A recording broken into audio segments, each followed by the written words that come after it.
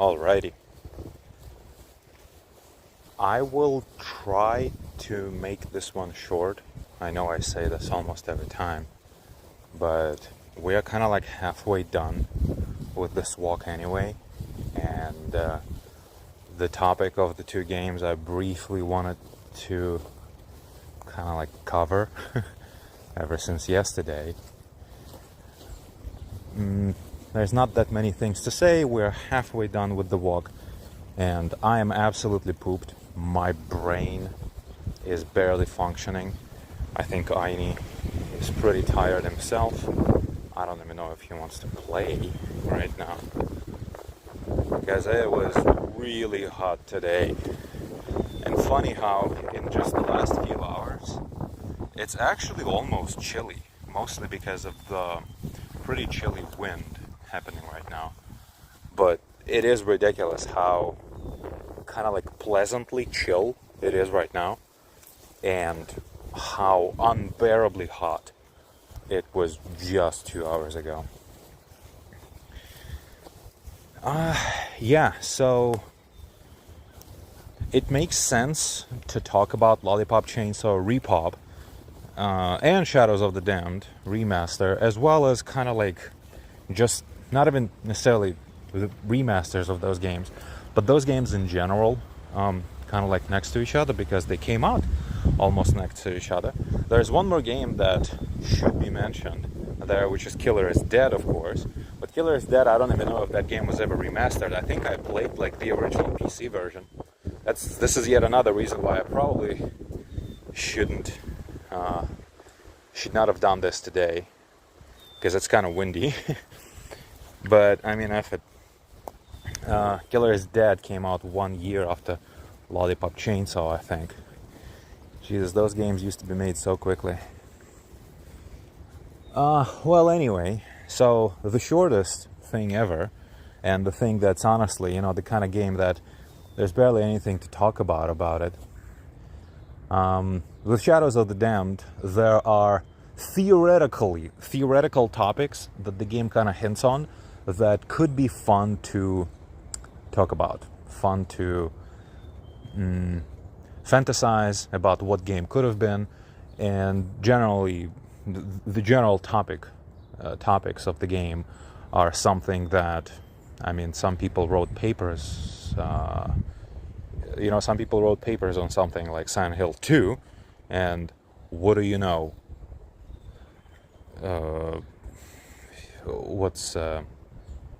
Shadows of the Damned basically hits on the same topics.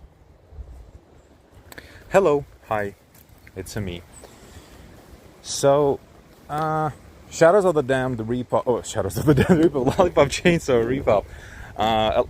Basically, everyone already said everything there was to say about that remake, and the general consensus is that the remake is absolutely terrible. It looks worse than the original, true. I mean, it runs better, because I assume the original two console versions, X360 and PlayStation 3, versions of the game probably run at 30 FPS, I assume. So it is, honestly, a bit of a gulp of fresh air. Just playing, at 60 FPS, something that used to run at 30, undoubtedly, absolutely. This is one thing that you cannot take away.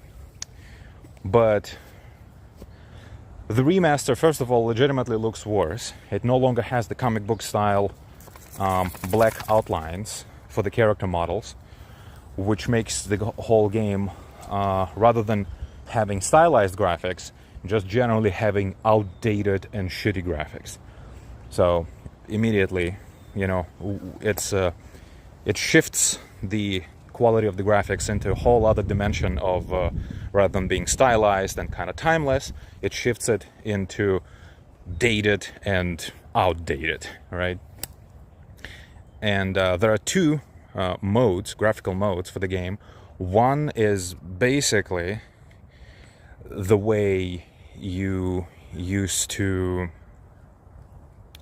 play.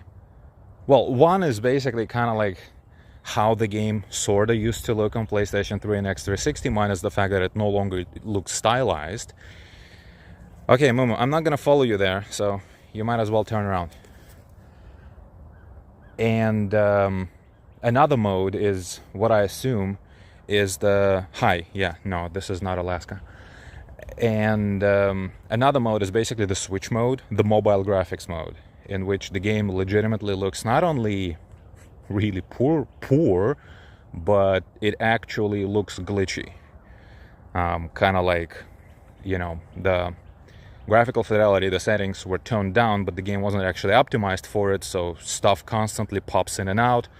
Shadows are very flickery. Like, it really looks bad. Like, the game was not optimized for those settings, which is strange because the game literally only has 2 presets for graphics. And neither of those look like the original. On a purely technical level, if I understand correctly. Because honestly, I've only played the game for a few minutes on probably PlayStation 3, I assume. Technically speaking, since the game was ported to Unreal Engine 5, with full graphics turned on, Lollipop Chainsaw Repop probably looks better than the original, although it pretty much just looks like all the environments are just bathed in bloom. That's really what it looks like. And maybe like some of the reflections are a bit better or something like that. Honestly, it's not that impressive. I like stylized graphics much more. In fact, that was one of the first things that I noticed, is that the game just looks really poor. And the game did not quite have the art style of what we essentially call a cell shading, right? It's not like Killer is Dead type of situation. Which wasn't a proper cell shading either, actually, but nonetheless. The game never really had that. It had those weird graphics that weren't really cell shaded, but characters had that like kind of shifty, ever morphing, very obviously made with like some weird shader, you know, kind of like thinning out and whatever, like very shifty, very fluidly, you know, very water-like black outlines, right? So it was a weird style. It was not especially graceful, but it definitely was a style. Well, we no longer have that. In terms of controls, again, I don't have the game. I don't have, like, you know, any of the 7th generation consoles to check the original version of the game now, but the controls in the remaster are basically kind of very Dark Souls 2-ish. It feels like the character absolutely snaps to the 8 cardinal directions, and because, like, she actually does. Like, you can see the snapping. So there's a certain level of control, like 360-degree control, that you can have, but the snapping is very disturbing. Or distracting, rather, I should say. Generally speaking, the game was never particularly good in the first place, in my opinion. It wasn't even what some people refer to as a slasher, something like God of War, for example. No, it was actually much closer to something like Dynasty Warriors, essentially. So even more... oh, okay, all right. Interesting spot you picked. So even more, well, for lack of a better insult, primitive system. And playing it today, someone like me, honestly doesn't offer too much interesting depth. The whole combat system, I was not impressed with it back in the day, and I'm not particularly impressed with it today. And I don't know, maybe when they ported the game, they, you know, effed something up, so enemies basically do not stagger at all. Like, nothing cancels their animation. You will be in the middle of a combo and you will be interrupted by a zombie, and sometimes there will be no telegraphing at all. Sometimes you will be damaged by a zombie who either threw something, like some kind of invisible projectile at you from like behind the camera, which is something that character action games actually realized many years ago, that, well, what if enemies that aren't in the camera view just will not attack you? What if they won't, you know? And yeah, so everything staggers you, and starting from about level 2 or stage 2 of Lollipop Chainsaw, enemies, basically all of them, just stop being staggered by anything. So you will be in the middle of the combo, and constantly either something will be hitting you from outside the camera view, or zombies sometimes. Sometimes there would be literally one zombie you fight, and it's like a fatter one, like a mini-boss type of thing. The officer zombie, an officer zombie. And sometimes you get staggered out of your combo and like thrown to the ground, in fact. You would be thrown away from the zombie as if hit by like a really powerful attack, and the zombie actually didn't even go through the animation of attacking. So the zombie was just standing, and suddenly you like took a powerful hit. And I don't know if the game was just somehow designed this way, or if they effed it up when they were porting it. So I essentially cannot judge the combat system, because I only played the game very, very briefly originally when it came out, as I didn't have the copy, and I wasn't particularly too hard, you know, for that game. And yeah, now I played Repop a little bit more, and I was kinda suspicious about, like, what am I supposed to do in this game exactly? To begin with, but I did manage kinda to play through the first stage, which was very easy actually, and suddenly, starting on stage 2, zombies just constantly interrupt your combos and do a crap ton of damage, and they themselves do not stagger at all. You might say Bayonetta has a similar system. You just, you know, abuse the evade option. In fact, Bayonetta was pretty much, you know, build around the dodge mechanic. Dodge does exist in Lollipop Chainsaw, but it's very difficult to understand, really, like how to use it. It's not as useful. First of all, it barely relocates you at all. It basically doesn't move you around at all. It's essentially a jump. And that jump can be used to kind of like almost like parry an enemy. But the interesting thing about Bayonetta is that Bayonetta's dodge cancelled almost everything. Juliet's dodge jump, as I call it, doesn't cancel pretty much anything other than the unarmed attacks, the pom-pom attacks.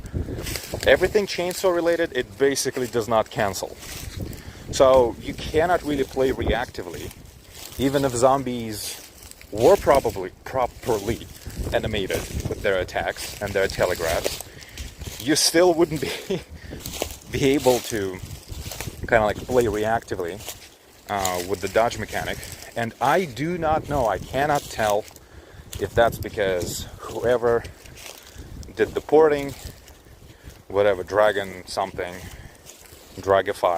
whatever company that did the port, if they effed it up, jeez, it's getting really cold because this wind is chilly.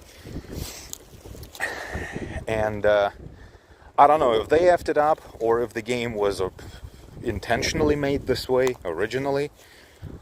I cannot tell. But on hard, the game is borderline just like made unplayably. Because, yeah, I honestly have no idea how you're supposed to play that game.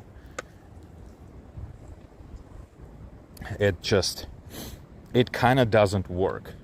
Not in the sense where, you know, I talked about the Chronicles of Riddick games yesterday. Like in those games, stealth was literally broken, right? And In terms of in the case of Lollipop Chainsaw, I'm not sure if the combat of it is actually broken, or if it's just if it was actually made this way, or if it was broken by the port, or if the game was just designed to be played on easy, and on easy enemies get staggered and you can tank through attacks. You know, I do not know if that's the case, because I played on hard, and the first two missions, i.e. the prologue and the first mission on hard, are absolutely doable. And strangely enough,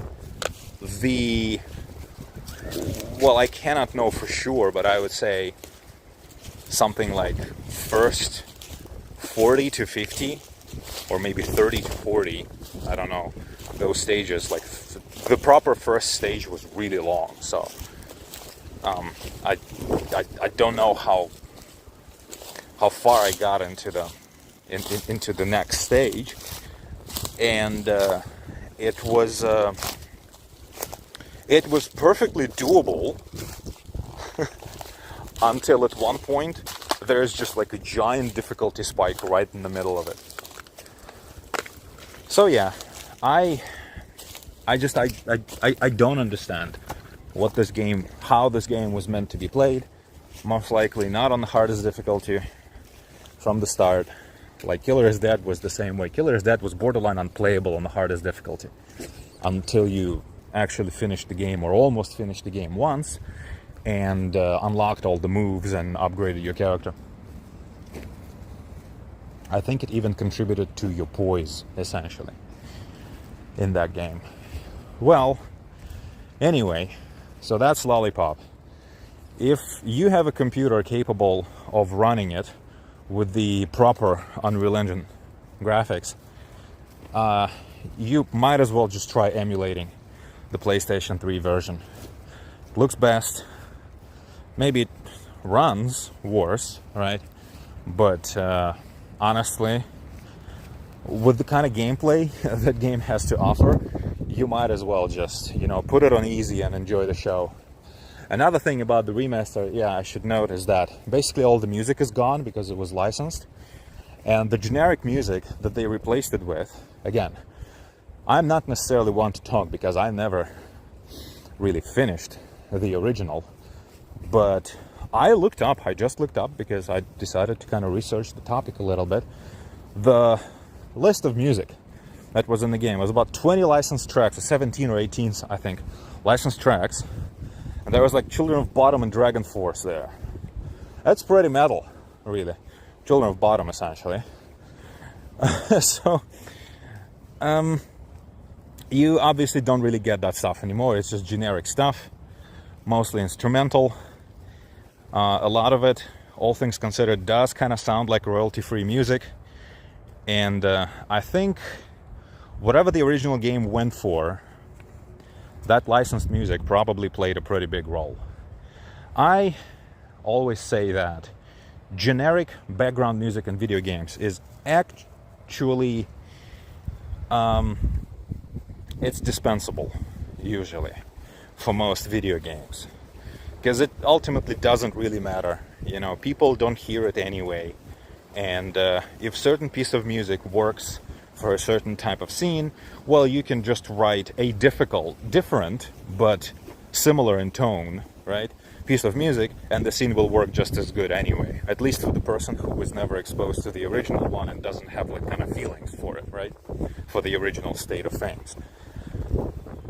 Well, when we talk about licensed music and a game that is so heavily themed, let's put it that way, I assume that music used to play a pretty big role, because the tone, the feel, the atmosphere, so to speak, Lollipop Chainsaw went for, I did not feel it at all. It did not reach me. I get it, I understand what it's going for, but it just didn't work for me at all. It didn't click. The kind of like punk rockish, punkish, this kind of like offensively American setting, it never quite clicked. And I think probably because music played a big role. And despite the fact that, yeah, I say that a lot of music is kind of like, usually you can swap one piece for another, it doesn't really make that much difference most of the time. Well, when it's licensed music, I think it does make a difference. Like, take Brutal Legend, for example. When, I think during the first, kind of like, whatever, driving stage, at the very beginning of the game, the Deuce, right, I think? That hot rod is called. So it's simultaneously first time you drive in that game, and it's actually a driving stage. And Children of the Grave play. Guys, that scene was specifically timed to Children of the Grave. Like, absolutely. That scene will not work with any other song. Well, potentially it would work, right? But you can absolutely see that it works 100% perfect with Children of the Grave, because that was the original intention, that was the original idea. And for somebody who was never exposed to that scene the way it was originally, potentially, yeah, you could swap it for a generic, kind of like doom-y or hard rocky or heavy metal-y song. And no, dude, let's go walk for like 5 more minutes, okay? Come on, dude, come on. It's okay. It's you will be okay. We both will be absolutely, totally safe. And yeah, like somebody who was never exposed to how the scene was originally would probably not be able to tell that the scene is missing something, but they would be able to say, I don't know, guys, like, this didn't really make me feel anything. And then you would show them the version with Children of the Grave, and they would be like, oh, this works better, So even if somebody doesn't have nostalgia for something, you can still reverse show them the original version of the thing. And in cases like that, they would be able to tell, that, okay, oh, now I see why that scene is timed this way. Okay, now it makes sense. Yeah, now it works. Now I can see it, And with Lollipop Chainsaw, very obviously it doesn't work, and you cannot see it because something is missing. You just don't know what is missing. So I'm pretty sure, for what I kind of like learned about the game now, that if I were to play the original version, even if it's not necessarily my thing, I would be able to at least feel the feels, the game was trying to invoke. Because, like, the themes and the feels is obviously something the game is going for pretty hardcore. And they are absolutely not there. The world feels generic, the music does not touch anything inside your soul at all. It's just a very bland, very poorly made, like, pseudo slasher, I suppose. Basically Dynasty Warriors, but slightly less primitive, but actually works worse. Because ultimately it's just kind of like not designed to function properly. And Shadows of the Damned is a completely different remaster. There's really not that much to talk about because the game basically has no substance. The remaster is even more laughable in one dimension than the Lollipop Chainsaw remaster, in that it doesn't have any fucking options at all. In Lollipop Chainsaw you can at least change the resolution. In the Shadows of the Damned remaster you cannot change anything. The game opens in a 720p window, which you can Alt-Enter into borderless. And that's it. It doesn't have any other settings. You cannot turn off the film grain. You cannot turn off... it doesn't really have any motion blur, I think, so that's good. But yeah, you cannot modify graphics in any other way. So it's kind of weird. It's almost like you are just launching like the PlayStation 3 ROM on the emulator. It's almost exactly just copies the console experience. Only you can mod it slightly. There's basically only one mod as far as I know, and it's the one that allows you to adjust the FOV. and potentially enabling widescreen support. Ultra-wide screen support. So that's good, right? So that's what makes the PC version kind of better. What also makes it better, and not worse in any other way, is that it is a direct re-export of the source game in the Unreal Engine 3. So it's literally Unreal Engine 3 client. You know, it's just like the game used to be originally. Nothing about it was remastered. No. Absolutely zero textures were upscaled. Nothing was remodeled. Lighting, no, nothing. Nothing was improved. Nothing was changed. It is literally just re-export of the original thing. I think they did change one thing, and that's they added like one more costume for Garcia, and they added one more difficulty setting after you complete the game on the hard difficulty, which isn't even all that hard. That's how I completed the game. It took me about 13 or 14 hours.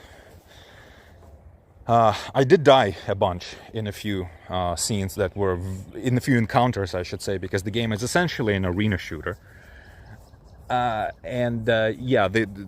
few encounters were not particularly well designed. Like the fucking electricity dude in Act 5 is just pure cancer. Regarding the game itself, I played it almost all the way through originally. I think I made it all the way to Act 5, believe it or not. But I never finished it because I just got so bored. And this time I got bored as well, but you know, when I played the game originally, it was before I discovered the art of playing a boring game while listening to a podcast. So this time I was able to kind of like push myself, I suppose, to force myself through it. And the most disappointing thing about it is that the theme of the game is very obviously sex and death, which is basically Silent Hill 2. And you might say, well, with the level of graphicness, right, that the game had, like, you couldn't really do like a particularly deep dive into something like that. I don't know. I think, all things considered, the idea of lust and kind of like sexual obsession with your love interest is not particularly unrealistic or immature, really, thing. And in fact, it is something that adults deal with, and that's how real relationships actually do work. Like in Silent Hill, obviously. And, Silent Hill for other reasons, but Silent Hill also did it because, you know, Silent Hill 2 is a serious, work of art. And in serious work of art, romance is almost always portrayed in the form we know of as high romance, and it's good and all, of course, but it's not always realistic. And Shadows of the Damned could have definitely been a bit more of that, but no, it's just dick jokes, Save the princess. And you might say, well, Save the Princess is a pretty good message. Would that not resonate with the people, man, essentially? It would if Garcia was not just completely unlikable character. It's not that he is, like, detestable or anything like that. It's just that, Garcia is literally just a walking, like, dick joke. In fact, not really. Johnson is the literal dick joke, the only other character basically in the story. He is literally just a dick joke. And Garcia, telling dick jokes is his only character trait. He doesn't have any other character traits, unfortunately. He doesn't have any other character other than that. So his journey through hell, journeying through hell to, save your woman from eternal, suffering or whatever, sounds like a pretty good premise for a horror game, let alone an action horror game. But, it's basically just style over substance, which is totally totally expected from Goichi Suda because he's 12 years old. And Mikami, obviously, all he wanted to at that point, which, you know, my proof is that what he later made with Psycho Break, all Mikami wanted to do was just like dream logic transitions. And Yamaoka obviously just wanted to do music, you know, his pretend rock star music. And that's it. Like, you know, and those people made the game. So nobody really cared about making anything even remotely deep. Well, it touches, no pun intended, on pretty interesting themes and things, but it doesn't really delve particularly deep into any of them. Again, no pun intended. And the world is interesting, but it's basically just random stuff most of the time. The world is not really properly presented as a real world. It's very video gamey, it's very levelly. In fact, it's basically an arena shooter is what that game is. Act 3 is the only act that actually felt like a game. Act 2 also felt almost like a horror game, but barely anything happens in Act 2, really. And it's kind of boring because you only have one weapon, essentially. By the way, I was not a huge fan of how certain weapons evolved over time. Like what eventually your machine gun evolves into is arguably worse than, because it operates completely differently from how it is originally. You know, it is arguably worse than how it is originally. Like what it devolves into is just complete crap. I mean, I get it. It's useful against mini boss, the electric mini boss, and the final boss. Right, 2 final bosses actually. It's useful against both of them, but it just doesn't against like actual enemies, normal ones. You know, to play with that thing, it's horrible. It evolves into almost nearly unusable in a lot of situations thing. Also, it doesn't really help that you only have 3 weapons, period, in the entire game. And yeah, so Act 2 is just kind of boring, to be honest. Act 3 is the one that actually feels like a video game, but 4 and 5 are just unbearable. 2 of the stages of 4 are actually this like really cringy, really bad side-scroller, kind of like mini-game. And in Act 5 you have 3 fights against the stupid electric dude. One of those fights, actually, you fight 2 at the same time, which is like double cancer. You will run out of bullets every time fighting those assholes, and it's like no fun at all. And yeah, what else is there to say? Thematically, potentially interesting game. Visually, I mean, yeah, sure, but past Act 2 and 3, the game doesn't really do anything with its visuals other than maybe, you know, have kind of like weird stuff. Momo, come on. It looks like you were going to eat something there. I cannot have you do that. Okay, Doggo will be bored in a minute. All things considered, do I recommend that game? Hell no. It's a very mediocre third-person, essentially arena shooter. There's no level design. Gameplay feels like absolute crap. It's no Resident Evil 4, believe you me. But it is kind of interesting to think about. Almost like Death Stranding. Death Stranding is not a very good game. Like, following its own logic, Death Stranding is just full of holes, you know? But it's fun to think about those holes. It's fun to think about the entire experience in general. And Shadows of the Damned is kind of like the same way, only it's an action game. It's not a very good action game, but it's fun to dissect what it could have been. And it could have been basically just kind of like slightly more graphic, well, not slightly, a lot more graphic and much more stylish Silent Hill 2 with the gameplay of Resident Evil 4, you know. And unfortunately, it is neither of the things that I just listed. It's just a very mediocre, very linear, borderline arena shooter that kind of visually resembles Biohazard 4 a little bit. But yeah, the remaster though is much better. It is, for preservation purposes, that remaster is basically just as good. It's a direct upgrade from the console versions. We literally no longer need console versions. We no longer need them, period. It's just absolutely fantastic. They literally re-exported their recompiled their Unreal Engine 3 source for the PC. I have publishing, Japanese publishing 101, I suppose. Yeah, they finally did it, and I think it's brilliant they did it. For preservation, absolutely brilliant, because the game only exists on consoles, PS3 and X360, and it's not a lot of reason really to own those these days. Well, actually, potentially a lot of reason, but the truth is that you might as well wait a little bit more for the emulation and then get on all of that.